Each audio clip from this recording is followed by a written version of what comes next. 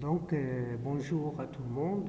On va commencer le deuxième chapitre et qui concerne la dérive des continents.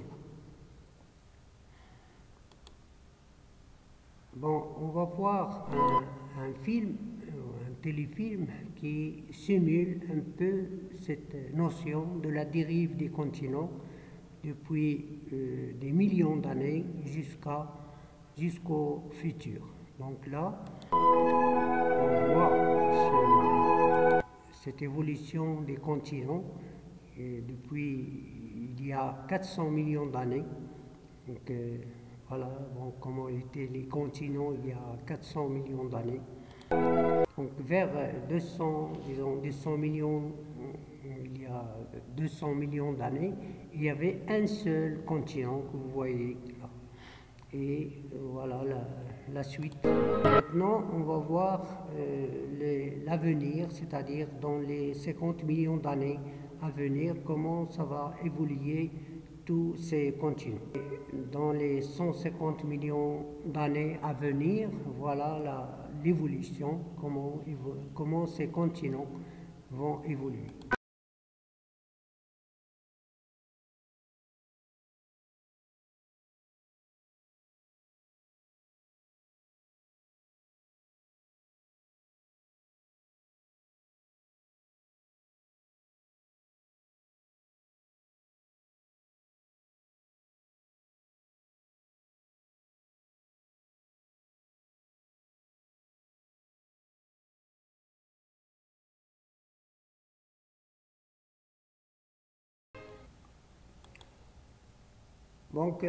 Ce chapitre concerne la dérive des continents.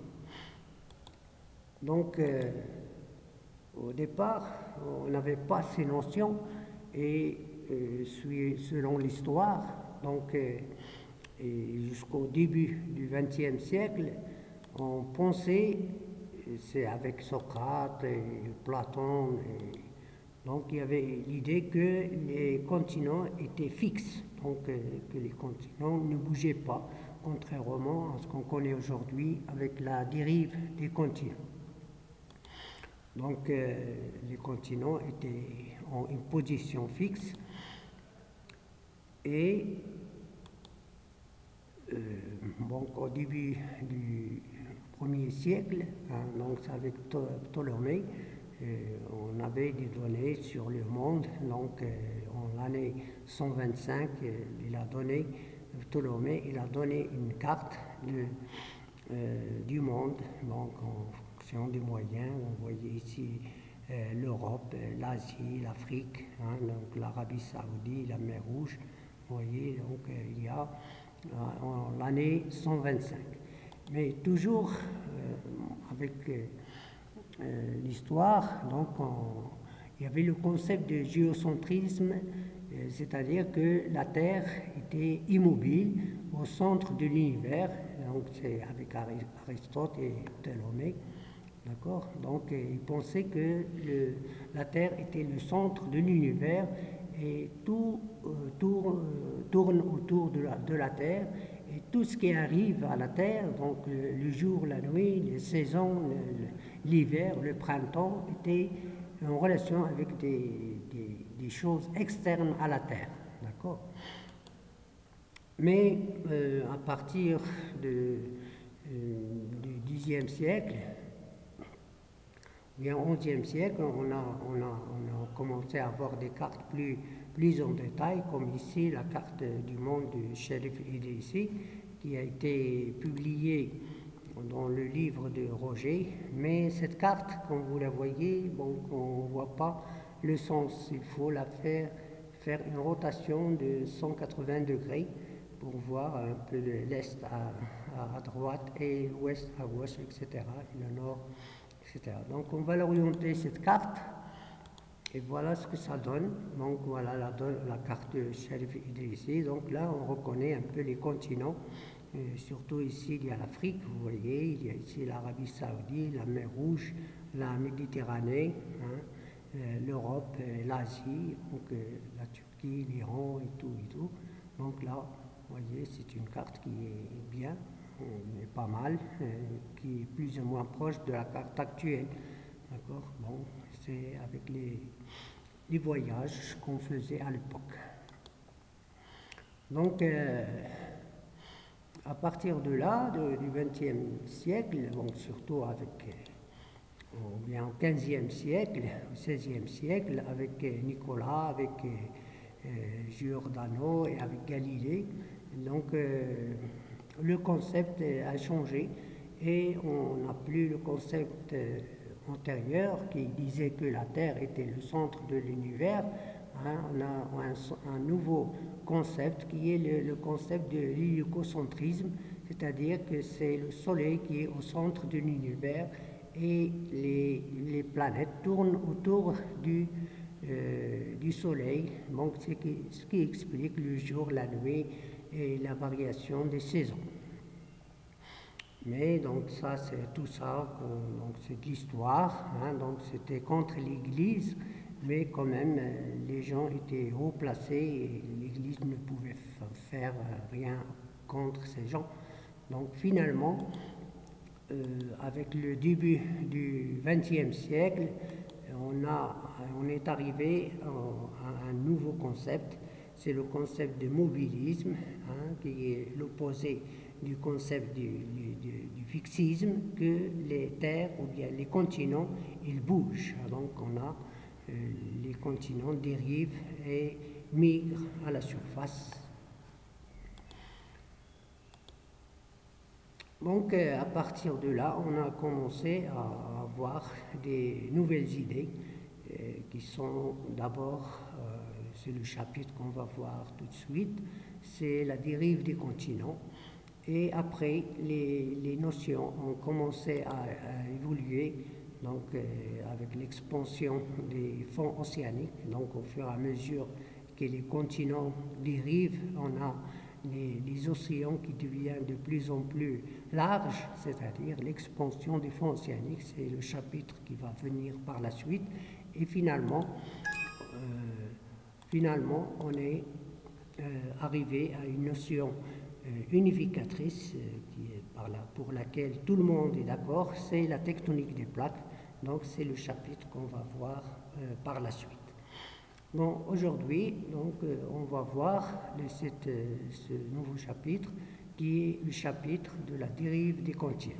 Alors, comment est arrivée cette notion de la dérive des continents? Bon, elle est arrivée avec Wegener en 1915, qui a fait la publication d'un livre qui montre cette notion, bien ce concept de mobilisme, hein, donc, qui est la dérive des continents. Donc comment c'est arrivé? Donc ça c'est un travail qui a été fait, comme on l'a dit, par Wegener, mais Wegener, c'est pas lui seul qui a fait ça, mais il a fait la synthèse de l'ensemble des données qui étaient disponibles à l'époque. Et c'est exactement la même chose quand vous allez faire un mémoire de fin d'études ou bien un mémoire de licence. Donc là, vous aurez un sujet et là, vous allez faire des recherches et vous allez lire des articles, des livres et ainsi de suite. Donc, vous allez apporter ce que vous avez appris et ce que vous pouvez proposer de nouveau dans votre sujet. C'est exactement la même chose qu'a fait Wegener. Wegener, il a fait la synthèse de l'ensemble des données disponibles et il a apporté cette nouvelle notion.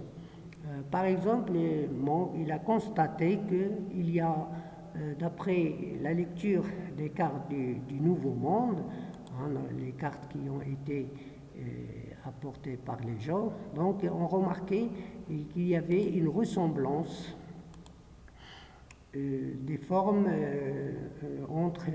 il y a une complémentarité des côtes atlantiques. Donc on voit ici l'Afrique et ici l'Amérique du Sud. Donc on voit ici qu'il y a une complémentarité entre ces côtes, les côtes ouest de l'Afrique et les côtes est de l'Amérique du Sud. Donc c'est-à-dire on peut joindre les deux morceaux, c'est comme les éléments d'un puzzle. D'où donc on est arrivé à l'idée ou bien au concept de mobilisme ou bien les continents bougent ou bien les continents sont mobiles. Donc c'est là où, à partir de là, Alfred Wegener, en 1915, il a proposé l'idée de la dérive des continents. Donc voilà Wegener, donc c'était Alfred Léotard Wegener, il est né en 1880 et il est mort en 1930. Donc sa fonction, et lui était astronome et météorologue allemand, donc d'origine allemande.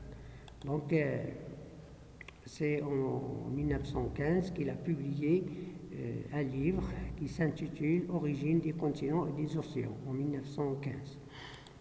Donc lui, il disait, sa théorie ou bien son idée, c'était les continents formaient autrefois une seule masse continentale. Donc tous les continents, comme on l'avait vu au départ avec le film sur la dérive des continents, donc on avait une seule masse, un seul continent, bon, ou bien un continent géant, ou bien un supercontinent qu'on appelait la Pangée, terre unique. Donc par traduction, Pangée, ça veut dire terre unique. Et ces continents se sont progressivement dispersés, c'est-à-dire que le continent unique a été fragmenté et les fragments vont se disperser pour atteindre leur position actuelle, qu'on voit l'Afrique, l'Europe et tous les continents que vous connaissez sur la carte du monde. Donc, c'est-à-dire que dans le passé, il y a 300 millions d'années, il n'existait qu'un seul bloc continental, la Pangée, ou bien la Terre unique. Et ce continent s'est fragmenté en plusieurs blocs et qui ont lentement dérivé à la surface de la Terre. Bon, ça c'est une idée, c'est une théorie donc, qui s'oppose à l'idée du fixisme. Mais on ne peut pas donner un nouveau concept ou bien une nouvelle idée sur les continents sans donner des arguments.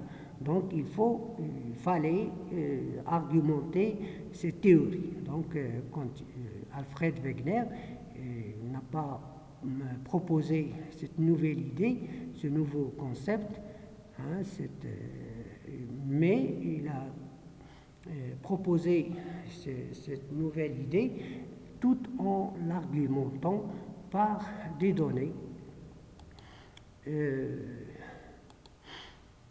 Donc voilà le continent unique, ou bien le supercontinent. Vous connaissez le pôle sud, l'Inde, l'Australie, l'Afrique, l'Amérique du Sud, l'Amérique du Nord et l'Europe et l'Asie. Donc tous ces continents qu'on voit aujourd'hui dispersés à la surface de la Terre, hein, et séparés par des océans ou par des mers, hein, formaient autrefois, il y a 300 millions d'années, un seul et unique continent. Donc l'idée de Wegener, il a proposé cette nouvelle idée, mais tout en argumentant cette nouvelle idée.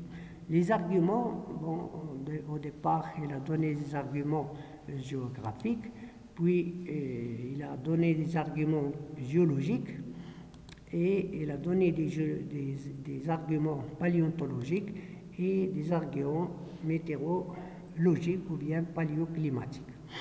Donc, voilà. Donc on va voir maintenant ces différents arguments et on va commencer avec les arguments géographiques.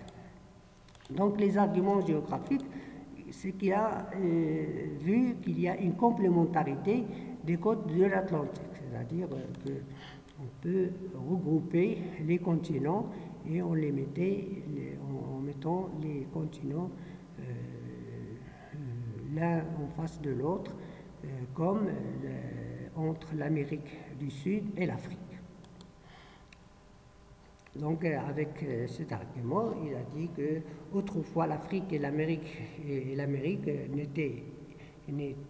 n'avaient été qu'un seul et même bloc qui se serait fragmenté en deux parties, lesquelles se seraient ensuite éloignées l'une de l'autre. Donc, voilà. Donc, on va voir cet argument. Voilà, donc en mettant, en regroupant les continents, voilà.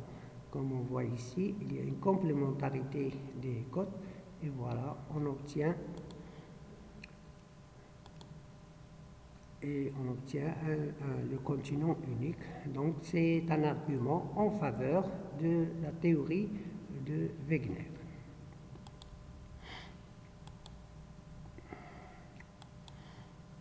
Le deuxième argument, c'est un argument paléontologique, c'est-à-dire c'est un argument qui utilise les fossiles animaux, la faune, et les fossiles végétaux, qui est la flore.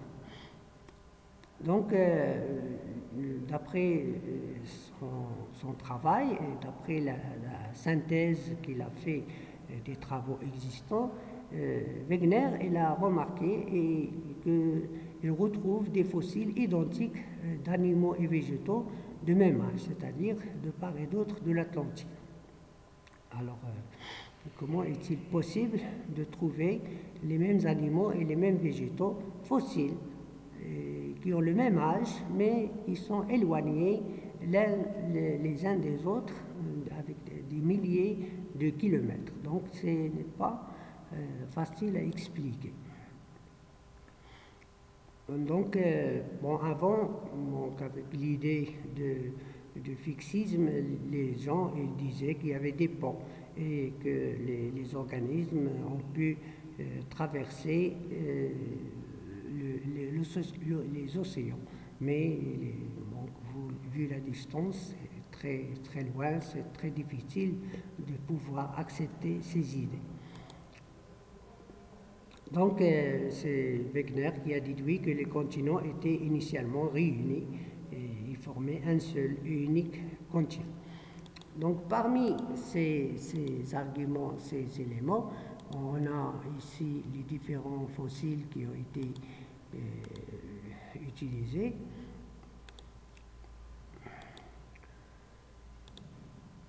Donc, voilà leur répartition. Donc on retrouve l'Istrosaurus, c'est un reptile qui vivait il y a 240 millions d'années. Donc on le trouve en Asie, on le trouve en Afrique et on le trouve aussi ici au sud, plus ou moins au pôle sud. Un autre élément de la faune, qui est le Cygnoniatus, donc c'est un reptile d'âge de 140 millions d'années. Donc voilà sa répartition. On le trouve en Afrique, on le trouve aussi en Amérique du Sud. Donc ce lézard, Mesosaurus, qui est un petit reptile qui vit dans de l'eau douce et qui a un âge de l'ordre de 260 millions d'années. Il y a donc voilà sa répartition. On le trouve en Afrique et en Amérique du Sud. Et aussi il y avait des éléments de la flore qui est ici le Glossopteris, donc qui est une plante terrestre d'un âge de 240 millions d'années. Et voilà sa répartition. Donc on voit la répartition. Elle est partout dans le monde. Donc là, l'idée sur ces plantes, donc on pensait que c'est le vent. C'est le vent qui est responsable de cette dispersion. Mais quand on a examiné cette plante, on a constaté que les graines étaient très denses et que le vent, qu'il est impossible que le vent a pu transporter ces graines d'un continent à un autre. Ou bien, d'accord? Donc c'était une idée qui n'est pas valable. Donc c'est là où Alfred, donc là, Alfred, il a vu ça, donc, et il se demandait comment est-ce possible de trouver tout ça. Donc, il se demandait comment ces organismes terrestres ont-ils pu coloniser des aires continentales si éloignées les unes des autres. Donc là, la seule réponse qu'avant, les continents étaient jointifs et que la dispersion qu'on voit aujourd'hui, qu'il est liée à la dérive des continents. Que le continent unique, voilà, donc on regroupe les continents. Donc on va revenir à l'état initial, avant la fragmentation. Vous voyez l'Inde qui revient à sa place, qui est une partie de l'Afrique, l'Australie. Donc voilà, donc le tout rentre dans l'ordre. Donc vous voyez, donc avant ces animaux ou bien ces végétaux, donc occupaient presque une aire, la même aire, d'accord. Donc et c'est la dérive des continents qui est responsable de cette dispersion. D'accord?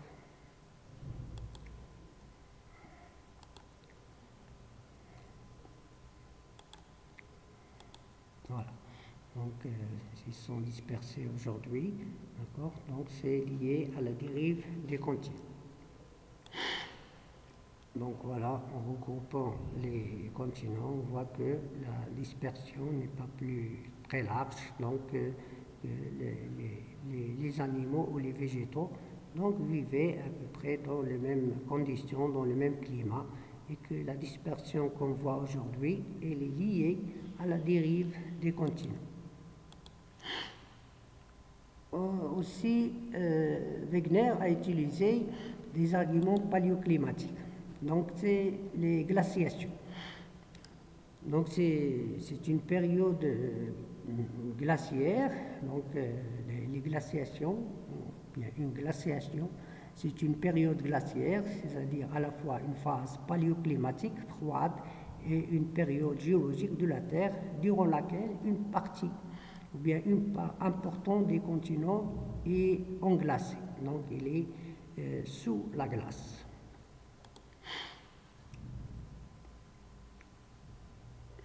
Donc, comment on a trouvé ces glaciations?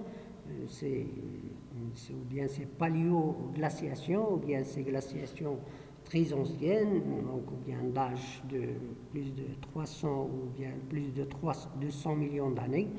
Donc, c'est en utilisant en regardant les restes de ces glaciations qui sont les moraines. Alors, les moraines, ce sont des dépôts moraniques, ou bien les dépôts moraniques. C'est des roches sédimentaires, donc c'est des amas de débris minéraux qui ont été transportés par les glaciers et par une nappe de glace. Donc, dans les vallées alpines à la fin du 19e siècle. D'accord. Donc, les glaciations, ils sont mises en évidence par les dépôts qui laissent, après la fonte, au fur et à mesure que la glace se déplace, parce qu'elle est soumise à son poids, et vu que la glace se dépose sur les hautes altitudes, donc il serait finalement amené à glisser et aller vers le bas. Donc, en allant vers le bas, il va détruire les roches et il va emporter avec elle tout ce qui est détruit, toutes ces roches. Et une fois que la glace va fondre, parce que les saisons changent, il y a l'été, l'hiver, il va laisser les roches emmagasinées ou bien qui sont contenues dans la glace vont se déposer et on obtient des dépôts glaciaires ou bien c'est ce qu'on appelle des moraines. Il y a beaucoup de termes en fonction de la taille des éléments. On va voir des éléments de ces... Bon, ici, nous avons un exemple de glaciation. Donc ici, il n'y a pas très longtemps, il y a 5000 ans, il y avait un énorme glacier que vous voyez ici, tout ce qui est en blanc. le glacier de Groenland, vous voyez, il a séparé l'Europe de l'Ouest de l'Europe de l'Est. Donc vous voyez, il s'étendait jusqu'au sud, ici, jusqu'au sud. D'accord. Donc il y avait un énorme glacier qu'on compare aujourd'hui. Maintenant, aujourd'hui, le glacier il est limité au pôle Nord. Tout ça a disparu à cause des changements climatiques et à cause du réchauffement de la Terre.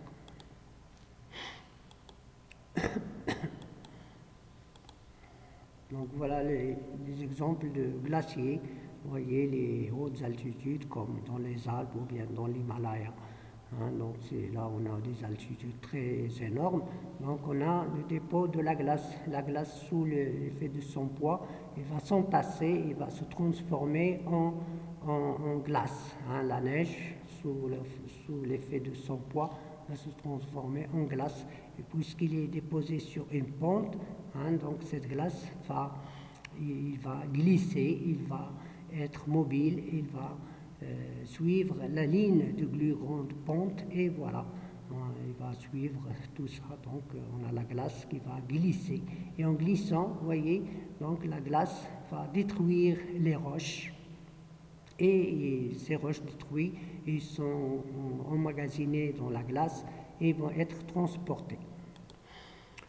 Voilà le genre de paysage de ces glaciers quand ils glissent sur des grandes pentes. Vous voyez, là, un glacier. Donc, lors du glissement de ces glaciers, ils passent sur, vous voyez, c'est les dépôts. C'est des dépôts morainiques, ou bien morainiques.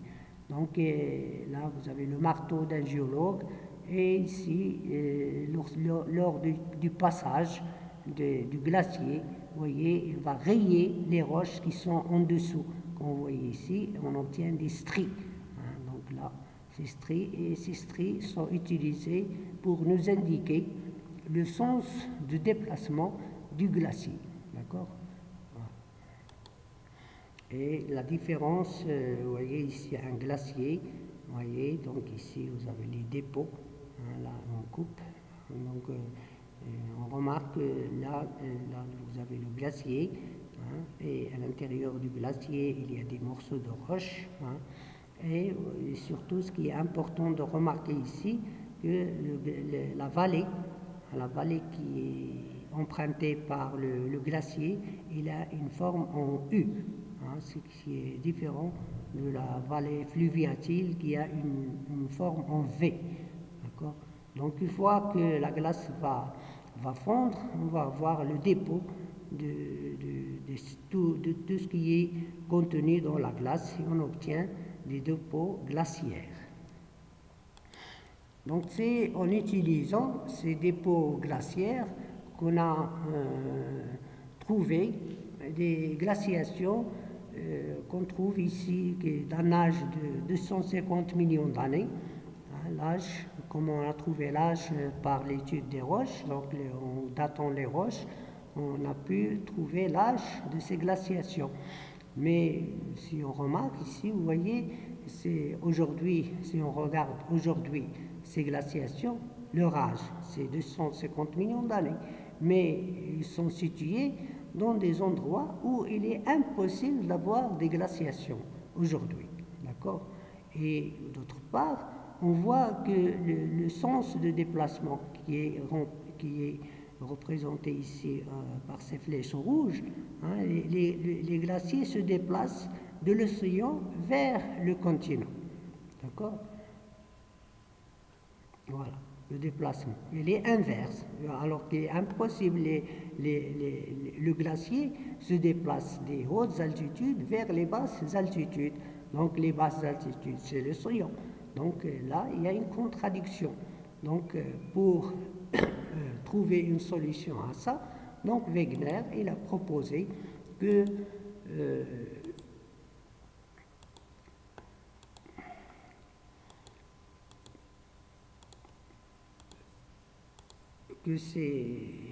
cette répartition qu'on voyait tout à l'heure avec les continents dispersés, donc c'est lié à la dérive des continents. Et si on regroupe ces continents. Donc le tout va rentrer dans l'ordre. Vous voyez, maintenant, on a le déplacement qui se fait des hautes altitudes vers l'océan, d'accord. Donc, et ce qu'on remarque ici, qu'il y a 250 millions d'années, il y avait un énorme glacier au pôle sud, et qu'au nord, on n'avait pas de glaciation. Donc ça, c'est le résultat de... donc c'est un argument qui est en faveur de la théorie de Wegener.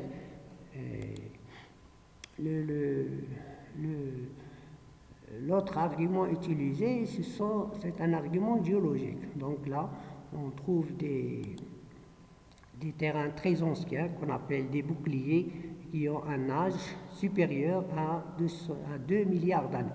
D'accord ? Et on a des chaînes de montagnes d'âge de 350 millions d'années, entre 350 et 650 millions d'années. Donc ce qui est en jaune, ce sont les boucliers, hein, et ce qui est en rouge, c'est les chaînes de montagnes plus jeunes d'âge 350 à 650 millions d'années. Alors là, en étudiant ces terres très anciennes, ces boucliers, hein, qui ont un âge de l'ordre supérieur à 200 milliards d'années, donc ces boucliers montrent une concordance dans la lithologie. Donc dans la lithologie, c'est-à-dire que, par exemple, là et là, on trouve les mêmes roches, ou bien ici et ici, on trouve les mêmes roches. Une concordance lithologique. Il y a une concordance dans les séquences des roches, c'est-à-dire dans la succession des couches. Donc on trouve, par exemple, à la base des conglomérats, au-dessus des grès et au-dessus des argiles. Donc il y a une succession des couches. Donc on trouve une concordance, on trouve les mêmes séquences, qu'on soit en Afrique ou bien en Amérique du Sud. Et on trouve aussi une concordance dans les structures géologiques, c'est-à-dire les failles, les plis, tout, donc la nature des plis, la façon des plis. Il y a beaucoup de données sur la structure géologique. Donc on trouve les mêmes structures, d'accord? Donc comment est-ce possible? Donc c'est d'avoir la même chose, qu'on soit en Amérique ou bien en Afrique. Donc on retrouve les mêmes choses du point de vue géologique. Si vous remarquez ici, on a ce petit morceau, hein, on peut très bien le caler et le mettre juste ici. Donc il y a une continuité. Donc l'idée de Wegener, c'est que ce qu'on voit aujourd'hui, hein, ces terrains très anciens et éloignés, si éloignés l'un de l'autre, autrefois, ils formaient un seul continent et qu'on peut les rapprocher. Donc c'est l'idée de Wegener. Donc voilà, donc vous voyez ce petit morceau qui rentre exactement, c'est la continuité ce petit bouclier, c'est la continuité de ce grand bouclier de l'Afrique. Donc c'est un argument aussi en faveur de l'hypothèse de Wegener. Donc là, vous avez les chaînes plus jeunes, hein, donc ils sont en Groenland, ils sont en Amérique du Nord, ils sont en Afrique, vous voyez, en Europe, d'accord? Donc si on fait le rapprochement des continents, comme ici, on voit que les chaînes, hein, sont continues depuis du nord vers le sud. Donc là, c'est un argument en faveur de Wegener. Donc là, c'est une vue de la chaîne au Maroc, et puis la chaîne, ça c'est la chaîne d'âge 350 millions d'années au Maroc, et là aux États-Unis, donc on trouve les mêmes chaînes. Donc les trois chaînes hercyniennes d'âge 470 à 350 millions d'années forment une seule chaîne continue si on rapproche les continents à la manière de Wegener. Donc c'est ce qui est en bleu ici, voyez. Voilà, donc c'est un argument en faveur de la théorie de Wegener. Alors, pour Wegener, il a de bonnes intuitions, il a bien réfléchi et il a bien proposé cette nouvelle idée, et il l'a bien argumenté, mais il avait des problèmes concernant la communauté qui vivait à son époque. Alors, on sait que la Terre elle a une structure en enveloppe, elle est composée de lithosphère, qu'on appelle, ou bien qui est le ciel. Pourquoi on l'appelle le ciel? Parce que sa composition, elle est formée essentiellement de silice et d'aluminium. Et en dessous, il y a le manteau qu'on appelle le cima. Le cima, pourquoi le cima? Parce que sa composition, c'est essentiellement de la silice et du Mg. Et il a une forte densité par rapport à la lithosphère, ou bien tout simplement par rapport à la croûte qui a une faible densité. Alors,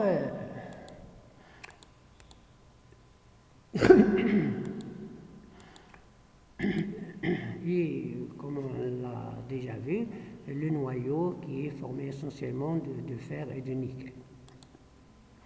Alors là, comme on l'a dit, cette approche de Wegener a soulevé des grandes discussions, des grands débats, qui a abouti finalement au fait que Wegener n'a pas pu imposer sa théorie. Alors parmi les questions qui ont été posées à Wegener, il a dit oui, bon, vous dites qu'il y a une dérive des continents, que les continents au départ formaient un seul continent et qu'ils se sont fragmentés et qu'ils ont dérivé jusqu'à atteindre leur position actuelle. Alors les gens lui demandaient comment ça fonctionne et lui demandaient quel est le moteur qui fait bouger les continents. Alors pour Wegener, il a essayé de répondre à ces questions, mais sans donner des réponses rationnelles ou bien des réponses qu'on peut vérifier, qu'on peut tester. Et il a proposé pour expliquer comment ça fonctionne, il a dit, alors puisque vous acceptez que les continents bougent verticalement, c'est du haut vers le bas, donc il n'y a pas de problème que les continents bougent horizontalement. Donc ça c'est une première réponse. Et puis il a dit les continents ils bougent en glissant c'est-à-dire les continents c'est le ciel, et que les continents se déplacent en glissant sur le schéma, sur le cima, qui à la manière des bateaux, comme le bateau qui glisse à la surface de la mer. Et il a dit que les cimas affleurent juste en dessous de l'eau de l'océan. Donc ça, c'est... Et puis, ils ont dit qu'il est la force qui fait bouger les continents. Il a dit c'est la rotation de la Terre qui poussait les continents vers l'équateur. Donc, vous voyez, donc, ce sont des réponses qu'on ne peut pas vérifier, qu'on ne peut pas tester. Donc, finalement, Wegener n'a pas pu imposer sa théorie. Bon, bien que il y avait des gens pour et des gens contre. Bon, de toute façon, à l'époque de Wegener, l'idée n'était pas imposée et tout le monde n'était pas convaincu que la théorie de Wegener est vraie. Donc, en résumé, la théorie de Wegener, elle a été bien argumentée, mais il est assez peu scientifique. Donc, on n'a pas d'hypothèse qu'on peut tester, qui n'est pas testable. Donc, on ne peut pas faire des mesures, mais bon, finalement, en conclusion, Wegener, il avait de bonnes intuitions. Alors, lui, Wegener est mort en 1930 et il n'a pas pu imposer ses idées. Et la majorité de la communauté scientifique n'était pas d'accord. Donc, mais avec les années 50, avec la guerre mondiale, avec le développement de la technologie, avec les sous-marins, avec les mesures et tout ça, le développement du géomagnétisme, donc c'est ce qu'on a vu dans le premier chapitre, et on a trouvé un argument plus fort et un argument qui est en faveur de la théorie de Wegener. Donc cet argument, c'est la mémoire magnétique des roches. Donc c'est développé à partir de 1853 avec Melloni. Donc comme on l'a vu, que lors de la sortie de la lave, de la lave du volcan, ces laves liquides, ils peuvent très bien contenir des minéraux magnétiques. Ces minéraux magnétiques vont réagir avec le champ magnétique terrestre et tant qu'ils sont dans le liquide, ils peuvent bouger, ils peuvent s'orienter, ils peuvent enregistrer le champ magnétique terrestre. Donc ils vont s'orienter parallèlement aux lignes de force du champ magnétique terrestre. Donc une fois que la lave se refroidit, les magnétites ne peuvent plus bouger et ainsi le champ magnétique est enregistré dans la roche à l'époque de sa formation. Donc ça c'est le cas des roches volcaniques. Mais aussi ce champ magnétique il peut être enregistré par les roches sédimentaires détritiques, c'est-à-dire les roches sédimentaires qui sont formées par des débris de roches. Donc vous voyez ici le transport, et après le transport, les débris ou bien les morceaux de roche arrivent au niveau de l'océan ou bien au niveau d'un lac et ils vont se sédimenter et vont tomber au fond. Et parmi ces éléments qui arrivent, on peut avoir très bien des magnétites, donc c'est-à-dire des minéraux riches en fer qui peuvent réagir avec le champ magnétique terrestre. Donc ils veulent se déposer, ils sont dans l'eau et ils sont libres dans leur mouvement. Ils vont s'orienter parallèlement au champ magnétique terrestre. Donc ils vont se déposer, vous voyez, ils se déposent et après la roche va subir la compaction et va se transformer par le phénomène de diagenèse à la formation d'une roche sédimentaire. Et voilà, les minéraux magnétiques, donc les minéraux qui ont enregistré le champ magnétique terrestre de l'époque de leur formation ne peuvent plus bouger et comme ça, le champ magnétique reste enregistré dans la roche de l'époque de sa formation. Donc on dit que les roches enregistrent donc la direction du champ magnétique qui régnait au moment de leur formation. Et donc les roches ils possèdent donc une mémoire magnétique. Donc voilà. Donc on dit c'est un champ, c'est un enregistrement rémanent. C'est un enregistrement rémanent, c'est-à-dire si le champ magnétique terrestre change, cette direction ne va pas changer. Les minéraux ne peuvent plus bouger. Et on a une roche, d'accord? Donc on dit qu'il est rémanent. Donc malgré la disparition de la cause qui a donné cette orientation, donc les minéraux ne vont pas changer d'orientation. Donc on dit que les roches possèdent donc une mémoire magnétique. Donc ça c'est, comme on l'avait vu déjà, c'est les inversions magnétiques. Il y a des années, il y a des périodes où le nord magnétique est du côté nord géographique et il y a des périodes où le nord magnétique est du côté sud géographique. Donc c'est les inversions magnétiques. Donc c'est comme on l'a déjà vu, donc on a les roches lors de leur formation peuvent enregistrer le champ magnétique de l'époque de leur formation. Donc s'il est normal, ils vont l'enregistrer normal, s'il est inverse. Donc on a une mémoire magnétique des roches.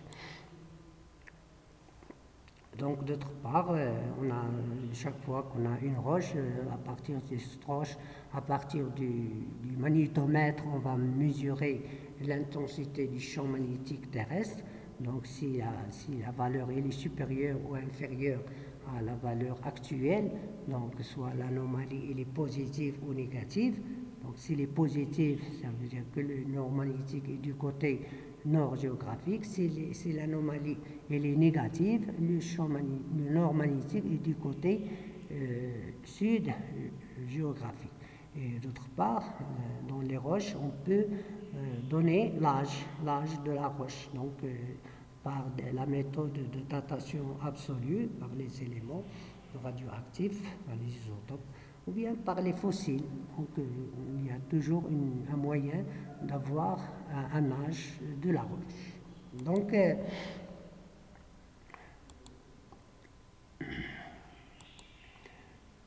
c'est un argument qui est solide,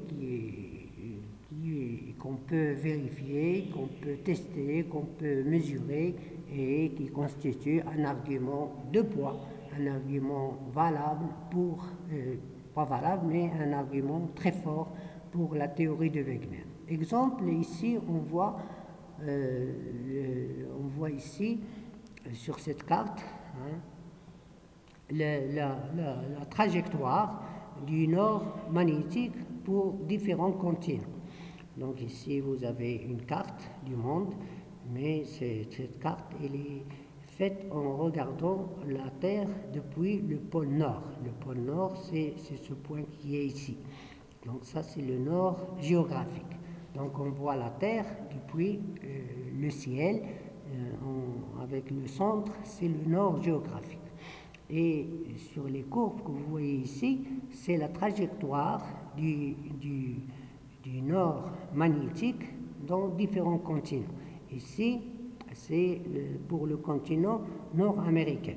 Donc là, depuis le plus vieux âge, ici S c'est le silurien, C c'est le carbonifère, P c'est le permien, Trias, Jurassique, Crétacé et Liocène. Donc on a mesuré dans les roches et on a pour chaque roche dans laquelle on a fait la mesure, on a trouvé l'âge. Et voilà, donc au silurien, dans cette roche, le nord magnétique pour le continent, le nord magnétique pour le continent d'Amérique du Nord était ici. Voilà. Au carbonifère, il était là, et ainsi de suite. Donc voilà la trajectoire du nord magnétique pour le continent d'Amérique du Nord. Ici, vous avez la trajectoire du continent européen depuis le carbonifère, permien, Trias, Jurassique et Liocène. Donc ça, c'est la trajectoire du nord magnétique pour le continent européen. Et ici, la trajectoire du nord magnétique pour le continent de l'Inde, le micro ou bien le petit continent de l'Inde, Jurassique, Crétacé, Éocène, donc du plus vieux au plus jeune. D'accord? Donc, qu'est-ce qu'on remarque sur cette carte? Quelle est la lecture qu'on peut voir, qu'on peut trouver, qu'on peut extraire de cette carte? Qu'est-ce qu'on peut remarquer? Donc, la première chose qu'on remarque, c'est que nous avons 3 trajectoires, ce qui n'est pas normal. Pourquoi c'est pas normal? Parce que nous avons un seul nord magnétique. On n'a pas 3 nords magnétiques. On a un seul nord magnétique.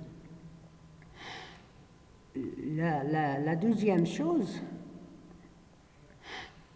donc par exemple ici, si on prend le Jurassique, ici le Jurassique, on a un nord magnétique ici pour qui est pour l'Inde. Au Jurassique, on a un autre nord magnétique qui est pour le continent nord-américain. Et ici au Jurassique, on a un autre nord qui est pour le continent de l'Europe. Donc on a 3 nords. Je ne sais pas, c'est 3 pôles magnétiques. C'est impossible, c'est pas normal. On a un seul nord magnétique. Donc ça, c'est la première chose. La deuxième chose, plus on recule dans le temps, c'est-à-dire en allant du plus jeune vers le plus vieux, le continent, le nord magnétique, s'éloigne du nord géographique. Hein? Donc en allant du plus jeune au plus vieux, le nord magnétique s'éloigne du nord géographique. Or, on a vu dans l'immigration, le nord magnétique, il bouge, oui, il bouge, il migre, il subit d'immigration. Mais en migrant, il s'approche du nord géographique. Donc là, c'est l'inverse. Ce qu'on voit ici, c'est l'inverse. Donc, plus on recule dans le temps, le nord magnétique s'éloigne du nord géographique. Donc, une seule explication à tous ces problèmes, c'est que la position relative des continents était différente pour chaque époque. C'est-à-dire, à chaque époque, à chaque moment, le continent occupait une place différente donc, c'est-à-dire, c'est la dérive des continents, que les continents ont bougé au fur et à mesure de l'écoulement de temps en millions d'années. Donc voilà un résumé qui montre cette dérive des continents. Donc voilà, donc, une carte. Donc c'est la dérive des continents. Donc voilà, au départ, on avait un seul continent qui est la Pangée, et autour du continent, on avait un seul océan qu'on appelle la Pantalassa. Et à partir de, donc ça c'est il y a 200 millions d'années, c'est-à-dire début du Jurassique, et vers 180 millions d'années, on a ouverture de la Thétis. La Thétis, il va diviser ce continent unique en deux continents. Un continent au nord, qui est le Gondwana, et un continent au sud, qui est le Gondwana, et un continent au nord, qui est l'Eurasie. Voilà, donc ça c'est la Thétis, mer de la Thétis. On voit ici un continent au sud, qui est le Gondwana, et un continent au nord, qui est l'Eurasie. D'accord, ça c'est vers 180 millions d'années. Donc après l'ouverture de la Thétis, on a l'ouverture de l'Atlantique. Voilà. Donc voilà l'Atlantique qui s'ouvre, voyez. Donc maintenant on a 4 continents. Donc vous voyez, on a les grands continents. On a l'Amérique du Nord, du Sud, l'Afrique, l'Eurasie et l'Amérique du Nord. Donc vers 144 millions d'années, début de l'ouverture de l'Atlantique. Et après, donc, on a la fermeture de la Thétis. Vous voyez, la Thétis n'existait plus. Donc, on a ici la mer de la Méditerranée. Donc, c'est-à-dire que la Thétis s'est fermée. Donc, les continents, l'Afrique et l'Europe, ont migré en se rapprochant l'une de l'autre. Donc, c'est la fermeture de la Thétis. Donc, vers 50 millions d'années dans le passé. Donc, après, donc, on a la séparation de l'Inde et qui va migrer vers le nord, vers l'Asie. Donc, on a il y a 10 millions d'années, c'est l'Inde est arrivée au voisinage de l'Asie et il a commencé à heurter cette Asie, c'est ce qu'on appelle la collision. Donc, il y a 5 millions d'années, ouverture de la mer Rouge que vous voyez ici. Donc, on a l'Afrique, qui était un continent unique, va maintenant se séparer en un continent géant, qui est l'Afrique, et maintenant une partie de l'Arabie Saoudite, le Yémen et tous les continents, tous les autres pays que vous connaissez donc, vont faire partie de l'Asie. Donc ici l'Afrique, et à partir de la mer Rouge vers l'est, c'est l'Asie. Voilà, donc voilà, si vous voyez, voir vers le Trias, hein, donc on a la Tétis, vous voyez la Tétis qui sépare le continent unique en deux continents, qui est l'Eurasie et le Gondwana au sud. Donc en général, la formation des océans s'inscrit dans un cycle de fusion éclatement, donc des grandes masses continentales connues sous le nom de cycle de Wilson. Donc, c'est-à-dire au fur et à mesure de l'évolution, avec l'écoulement du temps géologique, les continents fusionnent et éclatent au fur et à mesure. Hein, donc il y a des moments où les continents fusionnent et forment un seul continent, et il y a des moments où le continent unique va éclater en fragments, et les fragments vont dériver et vont migrer à la surface de la Terre, hein, donc, pour former les continents qu'on connaît aujourd'hui. Donc tout ça s'appelle le cycle de cette évolution, et il est connu sous le nom du cycle de Wilson. Peut-être qu'on aura l'occasion de voir plus loin.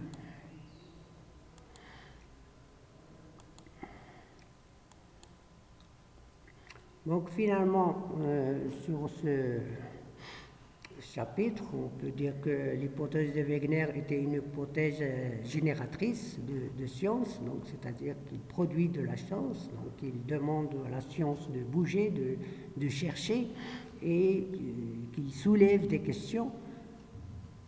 Et ce sont des questions qui sont suffisamment sérieuses, et ils sont fondés. Ils sont fondés pourquoi? Parce qu'ils sont argumentés. L'hypothèse de Wegener, elle est argumentée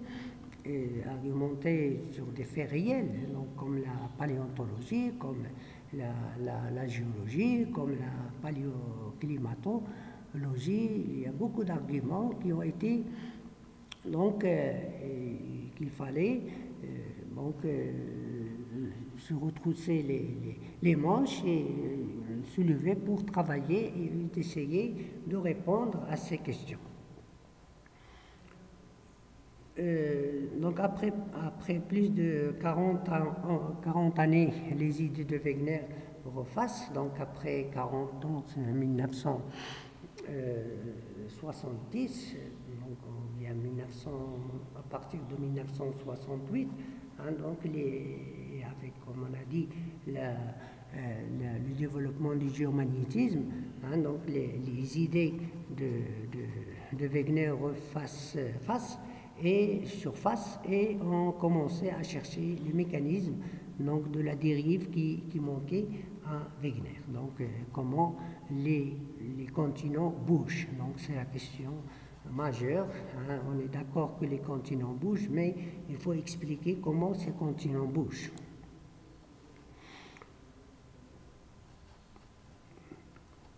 Donc tout ça, pourquoi? Parce que l'idée de Wegener, hein, pourquoi il n'a pas été imposé? Parce qu'on ne connaît pas encore à son époque la structure interne de la Terre, hein, la structure en enveloppe, et c'est ce qu'on va voir par la suite. Voilà, donc il y a 200 millions d'années, on avait un seul continent, hein, un seul continent et un seul océan qui est le seul continent, le continent unique, c'est la Pangée, et l'océan qui entoure ce